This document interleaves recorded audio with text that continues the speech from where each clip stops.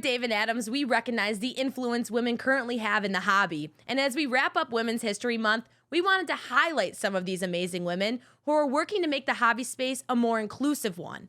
We'll introduce you to 4 women: Sharon Chong, Stephanie Garcia, Julie Devlin, and SARA LAYTON.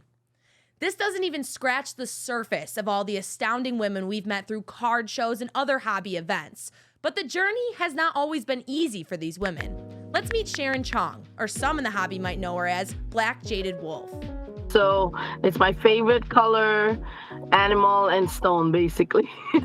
I love that. She's been collecting for over 2 decades. When I got started, there's literally maybe another one older female that did the show with her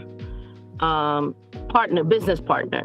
So it's literally just us and me. It's only me and my partner, my life partner. So it was a struggle. I cried a little in the beginning, but that's over now.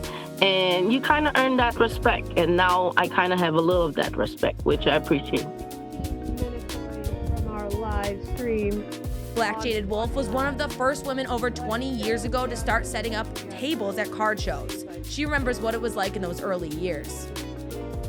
In the beginning, it's kind of hard. It's really a boys club, It took a while. People always test you out. Oh, you're new, They want to make sure you know your stuff. One active collector who works in her free time making the hobby space a safer and more inclusive one for women is Julie Devlin. Not necessarily a quote-unquote name in the hobby. I also don't work in the hobby. I have a full-time job and all of that.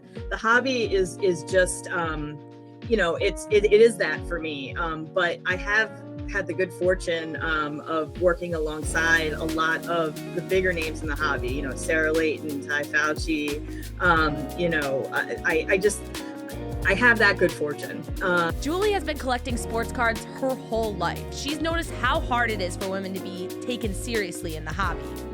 It's just interesting, when you go up to a vendor or a dealer and you're like, oh, how much is this? And then it's they're like, oh, it's $100, right? And then somebody else, maybe a guy, goes up to them and says, and they say, how much is this? They're like, oh, $75, right? But it's always in the back of my head that I can't slip.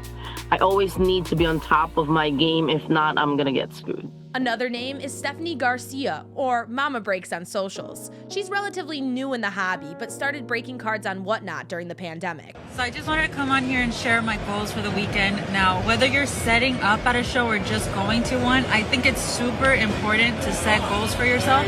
I started breaking because I started joining breaks, figuring out what breaks were, and that was really fun. And my husband became aware of how obsessed I was becoming with this hobby. And it was his idea, and he pushed me to start doing breaks for fun. I was teaching at the Stephanie realized a need for relatable hobby content because she says it was hard to find other women that shared the same interests when she first started. Rookie, it's numbered out of 199. A big reason why I started creating the content that I was creating, just short relatable reels, and kind of feeling encouraged to put my face out there, was because of the lack of content online when I started looking into this. Really, you couldn't just Google sports cards and figure out the lingo or anything like that. Women in the Hobby, a group looking to change the landscape for female collectors, is spearheaded by SARA LAYTON, owner of LAYTON Sports Cards. See our cool Jordan pieces. I know. I was looking at them. You got up. Those look so cool. While being an owner of a large sport card company, Sarah, with the help of Ty Fauci from Bullpen LA, started the group. There's Facebook groups that's just for women that they can come in and they can ask the questions, whether it's how to submit cards for grading, what's the process for that, or how to what was the other one that someone asked? Someone is a vendor at shows. They had a situation that happened. They go into the group. They're like, do you think I should be upset by this, or did I handle this properly? And we can support them and say, yeah, you did what you had to do. That you did the right thing. The internet is brutal. I say the same line every time I do an interview. The internet is a brutal place, no matter what you're asking. They really want to create that presence at shows for women specifically to feel comfortable All of the women have said how the internet can be a brutal place for female collectors. Whether it's on social media, independent breakers, or even in person, all 4 women agree that it's crucial to be inclusive to everyone in the hobby. They can monitor the social media when they post women's hobby products and monitor their social media to make sure that the comments are, what's the word, respectful? If you're a male-dominated breaking group, just watch some of the comments too. Make sure it's not misogynist, and it's like, make sure it's comfortable for a younger girl to kind of be in the room, or a female be in the room. Sometimes some of the words that are being used when we're opening female product is it's not appropriate. So I'm hoping some of the male advocate would kind of speak out and those things are not allowed in my room type of thing. Everybody sees that.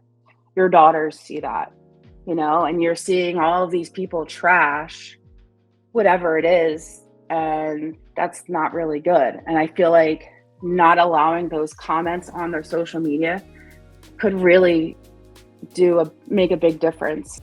Just be nice. Just put on a smile and talk to everyone that walks by. I think you have that responsibility as a show dealer, and really it works in your favor too. That's why Women in the Hobby was created, and it's really taken off over the last few years. 2019 it started. It was pretty small. I don't think we had 100 members until 2021. I believe the national in 2021 is when we finally really pushed the growth of the group, and I think we doubled it then to over 200 members, and now we have over 400. It's with Sarah's dedication in making the hobby an inclusive place, along with hundreds of other women that are making a difference. I'm not doing this to be put on a pedestal or anything like that, but then I just Stephanie from MAMABREAKS had called me yesterday. She's like, I just want to let you know that you're an inspiration, and she wants to help also grow the hobby, which is exactly what we wanted to do when we started this, was help grow the hobby. Their goal is to keep expanding to as many women as possible.